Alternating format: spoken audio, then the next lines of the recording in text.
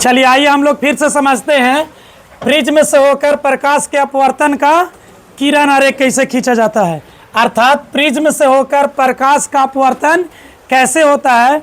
यह 10th board में आने वाला भाई एकदम VBA क्वेश्चन है, बहुत ही इंपॉर्टेंट क्वेश्चन है और इसको ध्यान से सीखना और समझना है। अब ध्यान दीजिएगा, टोटल चीज़ बनाया हुआ है ताकि वीडियो ज़्यादा लंबा ना हो, इस वजह से ध्यान दीजिएगा। रिपीट कर रहे एक बार, ABC एक प्रिज्म है, ABC क्या है, एक ABC एक क्या है, प्रिज्म है। ध्यान दीजिए, ABC क्या है, प्रिज्म है। जिसका कोण A जो है, जिसका कोण A जो है उसको क्या कहा जाता है, प्रिज्म कोण कहा जाता है। क्या कहा जाता है, यानी वह कोण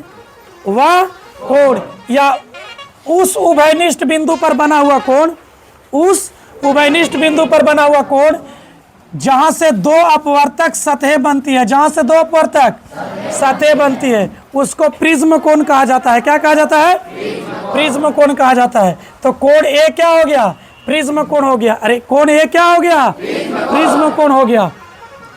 अब देखिए, कोई आपतित किरण जो है, आपतित किरण PQ, इसका नाम क्या है, PQ। आपतित किरण PQ हवा से चलकर प्रिज्म के अपवर्तक सतह AC पर पड़ रही है।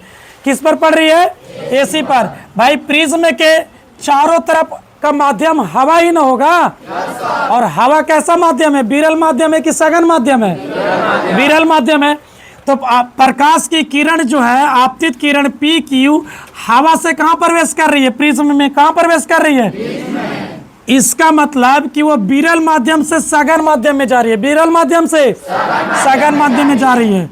तो आप लोगों को बताया गया ना कि जब प्रकाश की किरणें विरल माध्यम से सघन माध्यम में जाती हैं तो प्रकाश के गति में परिवर्तन होने के कारण वह अभिलंब की ओर झुक जाती है, अभिलंब के निकट आती है, अभिलंब के अर्थात विरल माध्यम से सघन माध्यम में पहुंचने पर प्रकाश की किरणों को अभिलंब ज्यादा पसंद आने लगता है, ज्यादा पसंद आने लगता है, इसलिए वह अभिलंब की ओर झुकने लगती है, अभिलंब की ओर झुक जाती है। क्या होती है, झुक जाती है।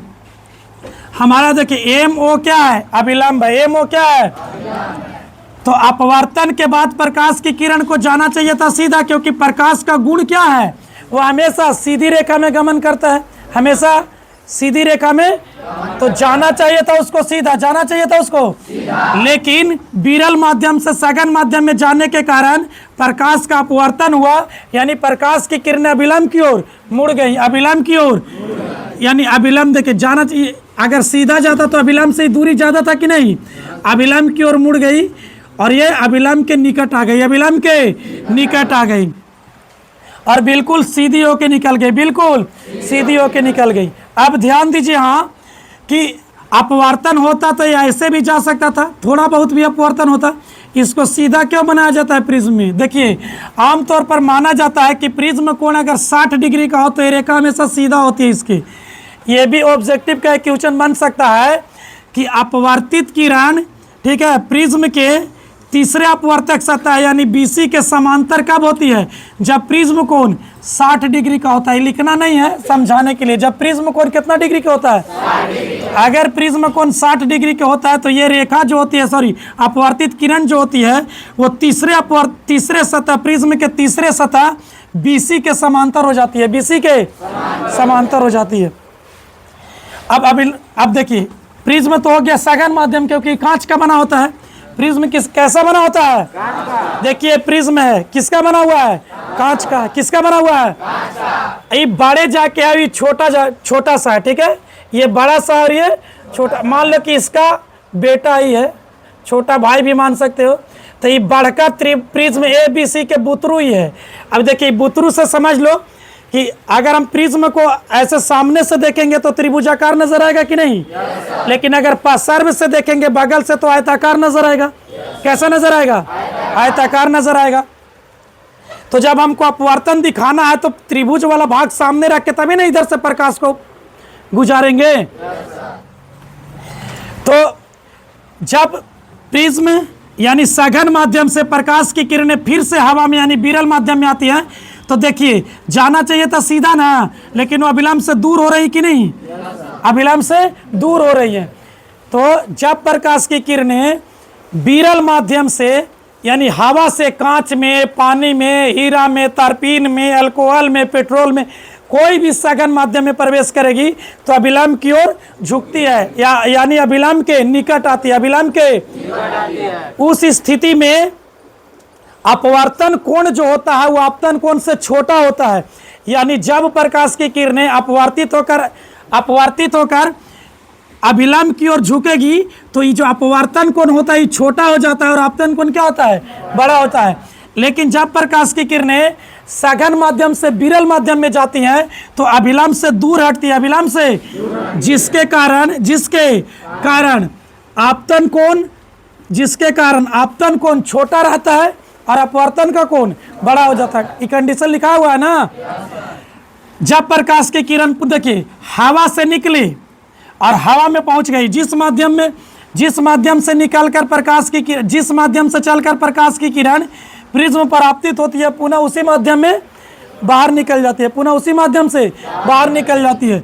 तब उस केस में जो किरण होता है इसको निर्गत किरण कहा जाता है। क्या कहा जाता है? एक्चुअली में ये देखिए प्रिज्म से अपवर्तन के बाद है किरण बाहर निकली है, तो एक अपवर्तित किरण भी हो सकती है। लेकिन अगर जिस माध्यम से प्रकाश की किरण चलकर किसी दूसरे माध्यम में प्रवेश करे और पुनः उस माध्यम से अपने पहले वाले माध्यम में पहुंच जाए तो उस किरण को कहा जाता है निर्गत किरण। क्या कहा जाता है? निर्गत किरण और अभिलंब के बीच जो कोण बनता है उसको निर्गत कोण कहते हैं। क्या कहते हैं? निर्गत कोण कहते हैं। ठीक।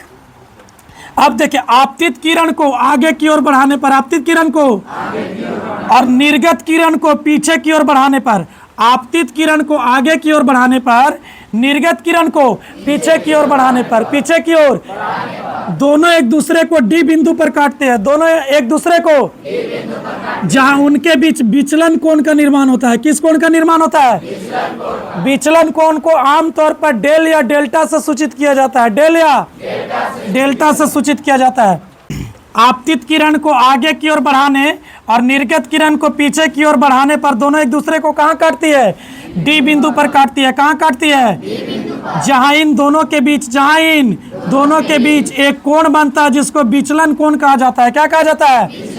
यहाँ जो कोण बनता है उसको विचलन कोण कहा जाता है। क्या कहा जाता है?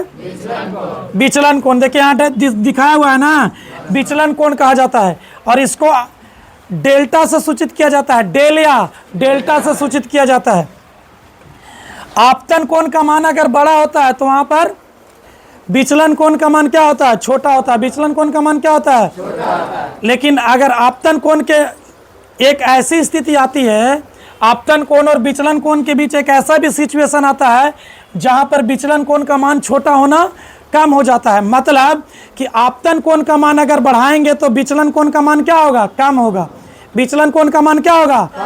कम होगा। अब ऐसा नहीं, विचलन कोण तो जीरो हो नहीं सकता है। जब आपतन कोण को हम बड़ा करते हैं तो विचलन का कोण छोटा होता है। ऑब्जेक्टिव के लिए याद रखिएगा कि जब आपतन कोण का मान बड़ा होता है या बढ़ता है तो विचलन कोण का मान कम घटता है। लेकिन किसी एक ऐसा सिचुएशन भी आता है जहां से वो घटना बंद हो जाता है, मैंने उससे छोटा विचलन कोण हो ही नहीं सकता है उस पड़ाव से आने के बाद। एक बार नजर डाल लेते हैं। ABC एक प्रिज्म है जिसका कोण ए क्या है? प्रिज्म कोण है। ए क्या है? प्रिज्म कोण है। PQ आपतित किरण है। QR अपवर्तित किरण है। PQ आपतित किरण, QR अपवर्तित किरण और RS निर्गत किरण है।